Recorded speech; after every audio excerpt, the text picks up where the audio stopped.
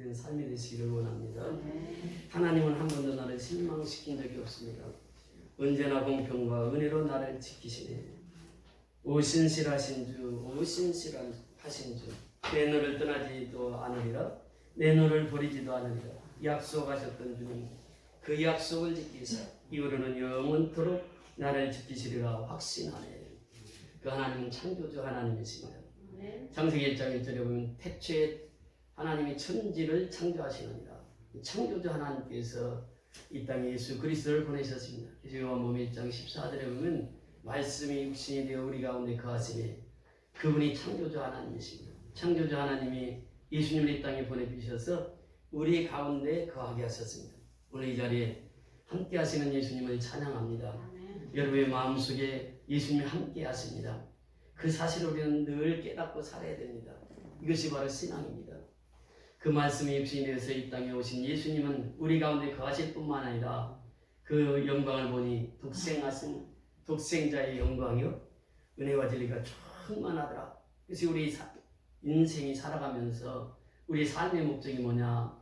독생자 하나님께 영광을 돌리며 살아가는 것입니다. 그래서 우리는 매일처럼 먹든지 마시든지 무엇을 하든지 하나님의 영광을 위해서 살아가는 자 되어야 된다고 하는 사실입니다. 두 번째는 은혜로 사는 것입니다. 은혜가 없이는 하루도 살아갈 수 없는 것이 우리 인생이에요. 그래서 예수님은 바로 은혜라 이렇게 말씀하십니다. 예수님은 자신이 은혜 그리고 진리라 말씀하십니다. 은혜와 진리가 충만하신 분은 예수님이십니다. 그래서 오늘도 예수님을 만나서 은혜와 진리가 충만한 삶을 살아가는 저와 여러분의 삶이 될 수 있기를 주의 이름으로 축원을 드립니다. 오늘 본문에 보면 그렇게 말씀하십니다. 특별히 19절에 보면 이렇게 말씀하십니다. 요한과 베드로가 대답하여 이르되 하나님 앞에서 너희 말을 듣는 것이 하나님의 말씀을 듣는 것보다 옳은가 판단하라. 사도들의 신앙은 말씀 중심의 신앙이었습니다. 그래서 우리가 사도들의 삶을 보면서 말씀 중심의 삶으로 돌아가야 된다고 하는 것이에요. 태초에 천지를 창조하신 것도 말씀으로, 예수님이 이 땅에 오신 것도 말씀으로. 사도행전은 누가 지었습니까? 누가가 지었습니다. 그래서 먼저 쓴 글에는 이렇게 표현합니다. 사도행전 1장 1절에 보면 먼저 쓴 글은 누가복음이요 후속으로 쓴 것이 사도행전입니다. 그래서 데오빌로 각하여 그러면서 먼저 쓴 글에는 이런 표현을 씁니다. 그러면서 하시는 말씀이 성령이 임하시기까지는 예루살렘을 떠나지 말라. 왜? 교회가 세워지고 교회가 세워진 그곳에 성령이 충만히 임했을 때에 하나님의 일이 시작되기 때문에 그렇습니다. 그래서 성령이 오시기까지 예루살렘을 떠나지 말라 이렇게 명령을 하십니다. 그리고 예수님께서 저희 보는 가운데서 승천하십니다. 구름을 타고 승천하시는데 그 모습을 보고 있는 그들에게 내가 너희가 본 그대로 다시 오리라 약속해 주십니다. 이것을 지금 사도들이 다 보고 경험하고 체험하고 있습니다. 그러면 사도행전 2장에 보면 2장 1절에 저희들이 모여서 기도합니다. 오순절날 간절히 기도했을 때 이제 그곳에 성령이 충만히 임하고 세워지는 것이 교회입니다. 그래서 오늘날 성령이 충만하면 이제 교회를 세우는 일에 앞장서 일을 하게 되는 것이죠. 여러분 교회가 얼마나 중요한 것입니까? 예수님께서 이 길을 가다가 묻습니다. 세상 사람들이 나를 누구라 하더냐? 엘리야라고도 하고 모세라고도 하고 에레미야라고도 하고 선지자 중에 한 사람이라고도 합니다. 그러면 너희가 나를 누구라 하느냐? 그때 베드로의 고백이 무엇이었습니까? 주는 그리스도시요 살아계신 하나님의 아들이심이니라. 이 고백 위에 내 교회를 세우리니 음부의 권세가 이기지 못하리라 이렇게 말씀하십니다. 교회는 그렇습니다. 하나님이 세우신 교회예요. 예수님의 핏값으로 세우신 교회입니다. 그래서 음부의 권세가 해하지를 못합니다. 초대교회 사도들의 중심은 교회 중심이었습니다. 그들은 어렵고 힘들어도 교회 나와서 예배드리고 교회 나와서 하나님을 찬양하고 교회 나와서 하나님 앞에 경배했다고 하는 사실이죠. 오순절날 성령이 충만해서 교회가 세워집니다. 오늘날도 역시 마찬가지입니다. 교회는 성령이 충만한 사람들을 통해서 교회가 세워지는 것이 하나님이 원하시는 것은 교회 세우는 일입니다. 교회를 통해서 선교하기를 원하시는 분이 하나님의 뜻이에요. 그래서 모든 일들은 교회를 중심으로 해서 이루어집니다. 세계 역사가 그렇습니다. 오늘날 우리의 삶의 터전이 그렇습니다. 힘들고 어렵다 보니까 교회에 지금 많은 성도들이 자리를 떠나고 있습니다. 코로나19로 인해서 나타나는 현상이 예수 믿는 사람들이 하나님을 점점 떠난다고 하는 것이죠. 그러나 초대교회는 지금 이 시대보다도 훨씬 더 어려웠습니다. 예수 믿는 것이 지금보다도 훨씬 더 어려웠다고 하는 것이에요. 그런데 그들은 교회 중심의 신앙생활을 합니다. 말씀 중심, 교회 중심의 신앙생활을 했던 분들이 사도들입니다. 이 사도들은 그래서 항상 교회를 중심으로서 이 신앙생활을 해나갔던 것입니다. 그러면서 이제 3장에 보면은 교회 중심에서 신앙생활 했던 것이 바로 실제적으로 나타납니다. 그래서 이 베드로와 요한은 이 하나님의 복음을 받고 담대히 앞장서 나갑니다. 12사도가 있었지만 10사도는 지금 나타나지 않습니다. 오직 베드로와 요한 그 둘이서 이제 담대하게 성전에 가서 예배드리고 찬양하고, 그런데 성전 가다가 길 가다가 안전뱅이를 만나게 되고 안전뱅이를 주목해서 걷게 되죠. 그러면서 나사렛 예수 그리스도의 이름으로 일어나 걸어라 하니까 이 안전뱅이가 벌떡 일어나서 걷기도 하고 뛰기도 하고 하나님을 찬미했더라. 이 기적적인 역사를 체험하게 됩니다. 그러면서 오늘 본문 22절에 보면 이 표적으로 병난 사람이 몇 세나 되었더라? 40세나 되었더라. 여러분 누가 하는 직업이 무엇이었습니까? 의사였습니다. 그러니까 40년 동안 안전뱅이가 일어난다고 하는 것은 의학적으로는 불가능한 일이에요. 의사는 그것을 자세히 설명을 합니다. 자기가 본인이 의사였지만 의사가 40년 된 안전뱅이 이렇게 한다는 것은 불가능하다. 의학적으로는 불가능해.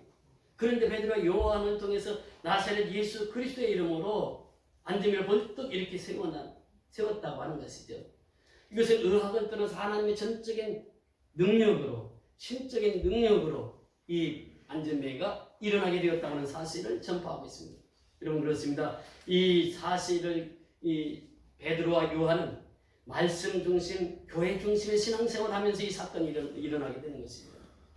그래서 이 사건은 순식간에 온 예루살렘에 다 퍼지게 된 것이죠. 그래서 그들이 솔로몬 행각에 모여서 있을 때 베드로가 2차 설교를 합니다.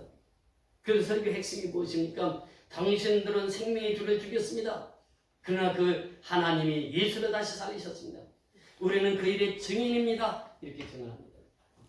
그러면서 사내들은 공의원에 끌려가서 베드로와 요한이 이제 투옥을 하게 되죠. 여러분 지금 이 상황은 어떤 상황이냐? 그때 사내들은 공의회원들은 그 지도자들이었습니다. 제사장들, 장로들, 이스라엘 백성들의 이끌어가는 장로들, 또 서기관 바리새인들 다 지도자들을 구성한 사내들인 회원이. 지금으로 말하면 검찰청과도 같은 거예요.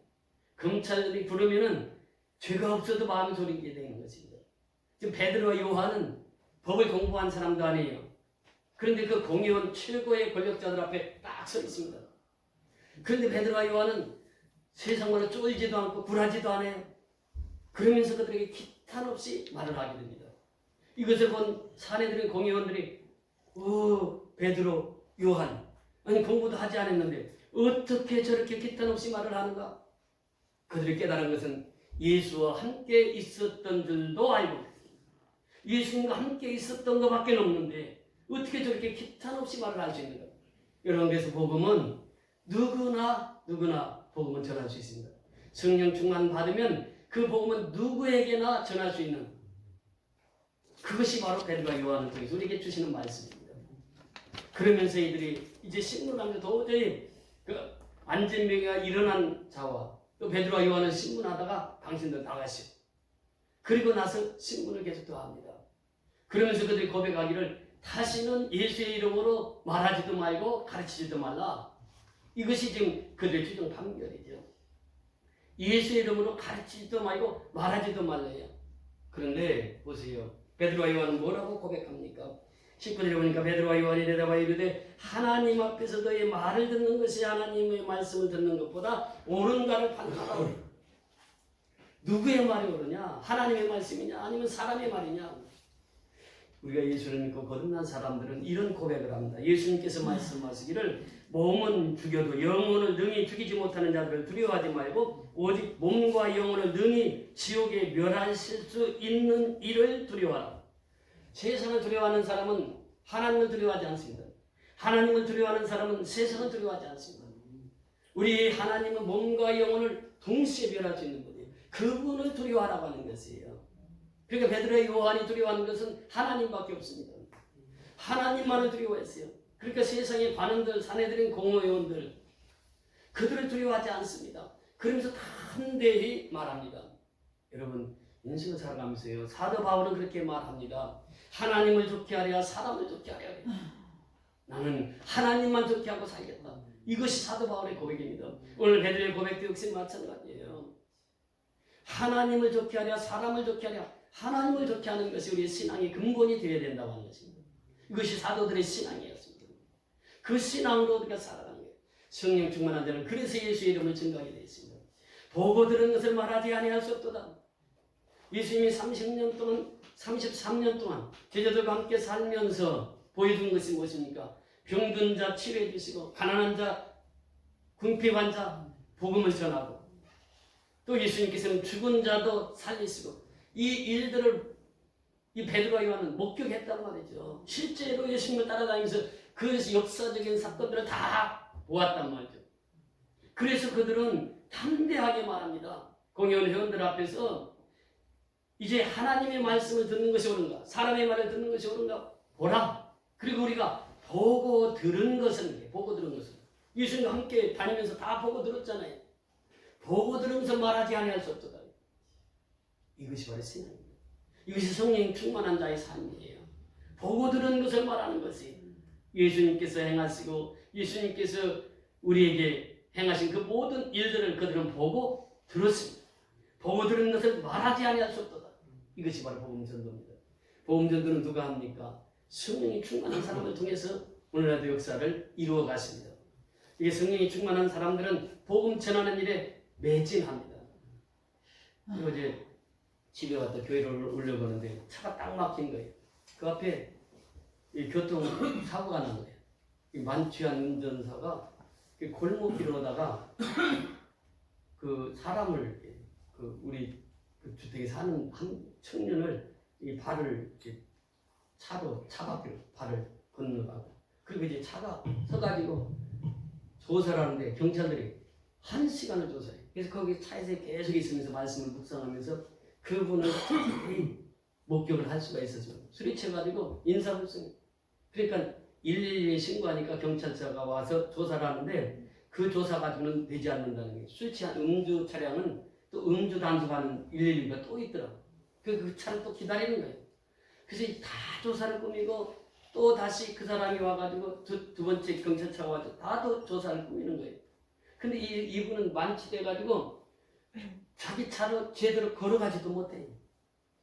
그러면서 제가 생각하는 것이 제가 젊었을 때는 술을 그렇게 많이 먹었는데 내 자신을 돌아보는 거예요.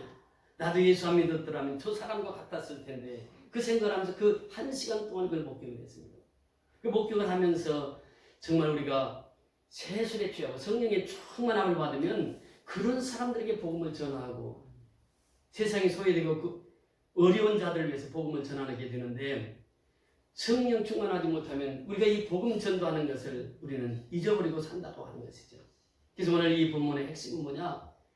예수의 이름을 다시 회복하는 것입니다. 여러분 보세요. 예수의 이름은 안전뱅이를 낫게 하셨습니다. 예수의 이름은 안전뱅이를 걷게 하셨습니다. 예수의 이름은 안전뱅이를 뛰게 하셨습니다. 예수의 이름은 하나님을 찬미하게 했습니다. 이것이 바로 예수의 이름으로 모든 것이 이루어진다고 하는 사실이죠. 우리가 미얀마 선교를 하면서 느끼는 것이 무엇입니까? 예수의 이름으로 선교를 하는 거예요. 크리스마스 날 목사님이 저를 불러서 라면이 준비되어 있으니까 라면을 가져가시라고. 이 목사님이 지금 우리 가장 어려울 때마다 이렇게 돕는 여기에 지금 노경문 목사님이라고 있는데 이분이 어려울 때마다 우리 교회를 돕고 지금도 미얀마 선교를 계속 꾸준히 하고 있습니다. 그래서 이 라면을 주시는 거예요. 그 목사님이 박사학위가 4개입니다. 그러니까 그 목사님을 뵐 때마다 슈바이처 박사가 생각이 나는 거예요. 슈바이처 박사가 박사학위를 4개 가졌잖아요. 그분도 4개의 박사학위를 가지고 바로 옆에서 이렇게 목회를 하시는데 강서교회 협의회장을 연임을 하셔서 하시고 강서경찰서 경목을 하시고 그리고 이제 지금 이 목회를 하시면서 이제 우리 교회를 항상 놓고 기도를 하십니다. 미얀마 선교를 놓고 항상 기도하시는 거예요. 그래서 오늘 이 라면을 줘서 가지고 왔는데 얼마나 감사해요. 그분이 교회를 하면서 중국에 많은 교회를 세우고 지금도 지금 미얀마의 교회를 세우려고 지금 기도하고 있습니다. 여러분들 기도해 주시고 또 그분 교회에서 또 교회를 세우면 제가 반드시 교회를 세우는 건 문제가 안 되는데 사례비와 목회자 사례비와 그 다음에 교회 운영비를 내야 됩니다. 사람들이 20만 원씩을 헌금을 해야 교회를 지을 수 있으면 제가 그 얘기를 해놓았거든요. 그래서 또 그 교회에서 이제 시작을 하게 되면 또 한 교회가 세워질지 누가 합니까? 여러분들 기도 속에 생각날 때마다 기도해 주시기 바랍니다. 여러분 성령 충만한 사람은 특징이 바로 교회 세우는 거예요. 하나님의 집을 세우는 거예요. 그리고 영혼을 구원하는 것입니다. 여러분 보세요. 우리가 시편 126편에 보면은 이스라엘 백성들이 바벨론 70년 동안 포로 생활을 하다가 그 포로로부터 해방되어서 옵니다. 그래서 그들을 고백합니다. 우리 입에는 웃음이 가득했고 기쁨이 충만했다고 표현을 씁니다. 이런 우리가 8.15 해방절을 보면 우리 그 8.15 해방절 지금은 어르신애들이 나오지도 못하는데 어르신애들은 다 경험을 했잖아요. 8.15 해방을. 그때 우리 조상들이 얼마나 기뻐했습니까? 해방이거든요. 해방. 그러니까 이스라엘 백성들이 70년 종살이를 하다가 해방되었을 때 그들이 너무너무 기쁜 거예요. 그리고 입에는 웃음이 가득 찼고 그들의 삶은 기쁨이 충만했다. 이 소식을 전하지 않고는 견딜 수가 없어요. 그래서 그들의 고백이 무엇입니까? 눈물을 흘리며 씨를 뿌리는 자는 기쁨으로 거두리로다. 그렇습니다. 이 해방의 기쁨을 그들은 눈물로 씨를 뿌렸습니다. 그러니까 기쁨으로 단을 거두게 되는 것이죠. 눈물을 흘리며 씨를 뿌리는 자는 기쁨으로 거두리로다. 울며 씨를 뿌리러 나가는 자는 반드시 기쁨으로 그 곡식단을 가지고 돌아오리로다. 보세요. 보고 들은 것은 말하지 아니할 수 없도다. 지금 이제 바벨론으로부터 해방된 이스라엘 백성들이 돌아오면서 무슨 고백을 합니까? 우리가 이 기쁜 소식을 전해야 돼. 눈물로 씨를 뿌려야 돼. 그러면 기쁨으로 단을 거둘 수 있어요. 이것이 사도 바울도 로마서 8장 1절 2절을 통해서 성령의 생명의 법이 죄와 사망의 법에서 너희를 해방하였느라 이렇게 말씀하십니다. 우리 예수 믿고 죄와 사망의 법에서 해방된 자들이에요. 죽음과 그 사망, 죄와 이 곳에서 해방이 되었단 말이죠. 이 해방된 기쁨을 우리가 누리고 살아가는 것입니다. 그래서 예수 믿는 사람은 항상 우리가 기억해야 될 것이 뭐냐? 이스라엘 백성들이 70년 동안 포로 생활하면서 그 포로로부터 돌아올 때 그 기쁨, 또 바울이 고백하고 있는 것처럼 생명의 성령의 법이 죄와 사망의 법에서 너희를 구원했다고 하는 그 기쁨, 그 기쁨으로 복음을 전해야 된다고 하는 것이죠. 그래서 우리는 하나님께서 늘 우리 마음속에 그 기쁨을 주시는 거예요. 그 기쁨으로 즐겁게 복음을 전하는 것입니다. 이것이 우리의 사명이에요. 주님이 가장 원하시는 사명이 바로 그것입니다. 복음을 전하는 거예요. 생명을 권하는 거예요. 성경 우리에게 말씀하십니다. 도무지 예수 이름으로 말하지도 말고 가르치지도 말라. 그렇게 그 사내들인 공회원들이 얘기했을 때 베드로와 요한은 아랑곳하지 않아요. 그러면서 더 담대하게 예수 이름을 선포합니다. 그러나 사단은 어떻습니까? 끊임없이 우리를 예수 이름을 전파하지 못하게 하고 예배드리지 못하게 하고 예배를 방해하고 이것이 사단의 역사예요. 분열시키고 이게 사단의 역사란 말이죠. 그래서 우리는 그 사단의 역사를 뚫고 나가서 예수 이름을 담대히 전파하며 살아야 돼요. 이것이 우리에게 주어진 사명입니다. 그래서 우리가 선교하는 것, 전도하는 것, 영혼을 살리는 것, 생명을 구원하는 것, 이것처럼 중요한 것이 없어요. 그래서 교회를 세운 목적이 뭐냐? 영혼을 구원하시기 위해서 교회를 세웠다고 하는 것입니다. 사도들의 신앙 중심은 뭐냐? 첫째는 말씀 중심이요, 교회 중심이요, 선교 중심이었다고 하는 것이에요. 사도 행전 자체가 선교 행전입니다. 여러분, 이 선교는 기도 없이는 이루어질 수 없는 것이 선교라고 하는 것이에요. 예수님의 일대기를 보면 예수님은 이제 마가복음 1장 35절에 새벽 미명이 나와서 기도하신 분이고 철야 기도를 하신 분이고 겟세마네 동산에서 간절히 기도하시면서 십자가에 못 박히시기 전날까지 기도하시면서 땀방울이 픽방울이 되도록 간절히 기도하신 분이 예수님입니다. 기도하면 성령 충만함을 받고 성령 충만함을 받은 사람들은 그들이 담대히 예수를 증거하게 되는 것이에요. 물론 역시 마찬가지입니다. 그래서 이 복음을 전하는 자들의 고백을 보세요. 예레미야는 이렇게 고백을 합니다. 내가 다시는 여호와를 선포하지 아니하여 그 이름을 말하지 아니하리라 하면 나의 중심이 불붙는 것 같아서 골수에 사무치니 답답하여 견딜 수가 없나이다. 이것이 바로 신앙이라는 거예요. 에레미야가 그랬습니다. 복음을 전하지 아니하면 답답해서 견딜 수가 없는 거예요. 그것이 바로 신앙인의 삶입니다. 보세요. 오직 성령이 너에게 임하시면 너희가 권능을 받고 능력을 받고 예루살렘부터 시작해서 온 유대와 사마리아와 땅 끝까지 이르러내 증인이라고 하시는 말씀이에요. 그러니까 우리가 이 신앙이라고 하는 것은 내 중심이 불붙는 그런 열정을 누가 주느냐? 성령께서 주시는 거예요. 그래서 내 안에 누가 살고 있느냐? 예수가 살고 있다고. 예수가 내 안에 거하고 있다고 하는 것이에요. 예수의 생명이 내 안에 있다고 하는 것이에요. 그 생명이 있는 자는 생명을 낳을 수밖에 없습니다. 왜? 생명이 있으니까 생명을 낳는 거예요. 생명이 없는 사람은 10년이 지나도 20년이 지나도 30년이 지나도 50년이 지나도 생명을 낳지 못해요. 이 생명이라고 하는 것은요, 계란을 보면 알 수 있습니다. 이 닭이 달걀을 낳아요.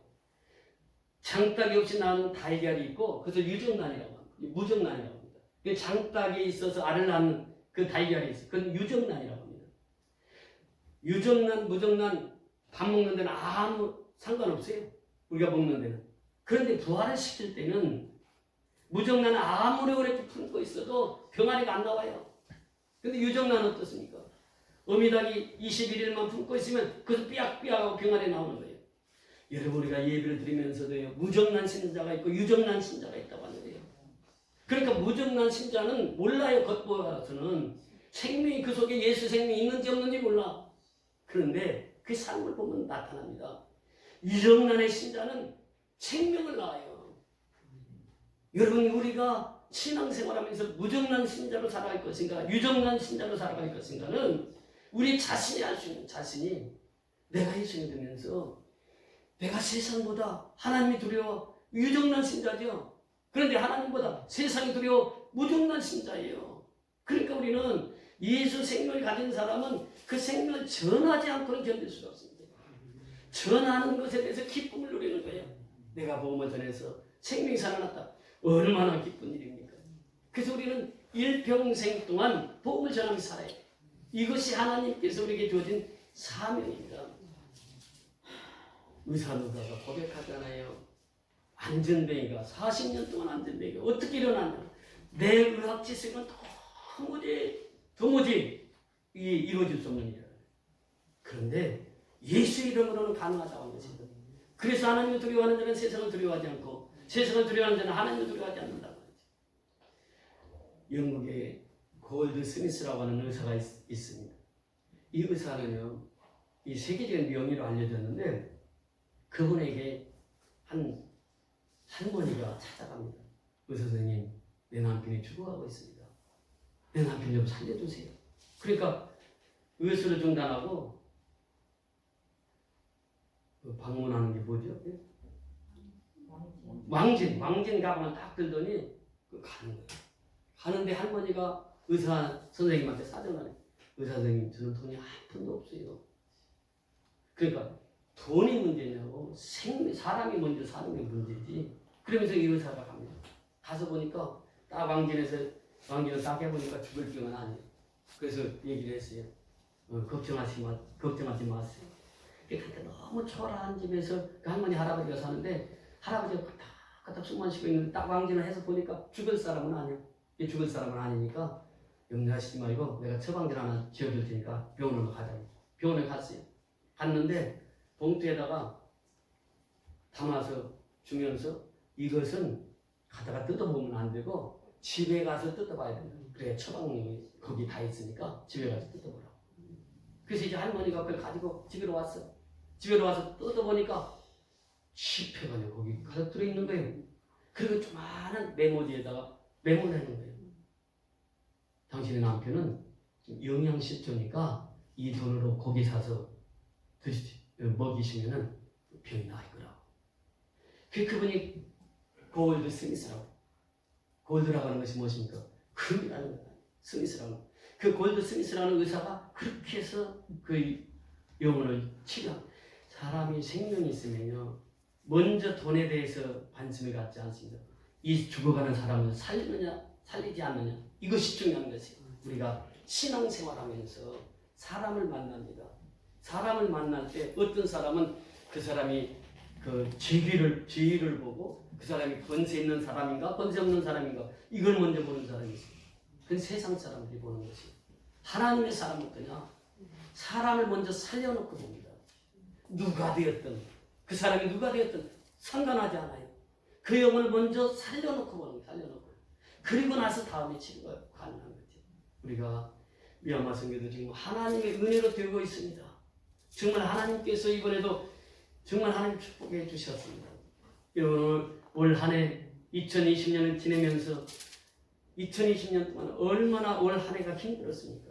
근데 우리는 12차, 13차, 14차, 15차 지금 4번 이렇게 선교를 하면서 직접 우리가 현장에 가지는 못했어도 끊임없이 하나님께서 부어주시는 그 힘으로 그 능력으로 우리는 계속해서 미얀마 선교를 할 수 있었습니다.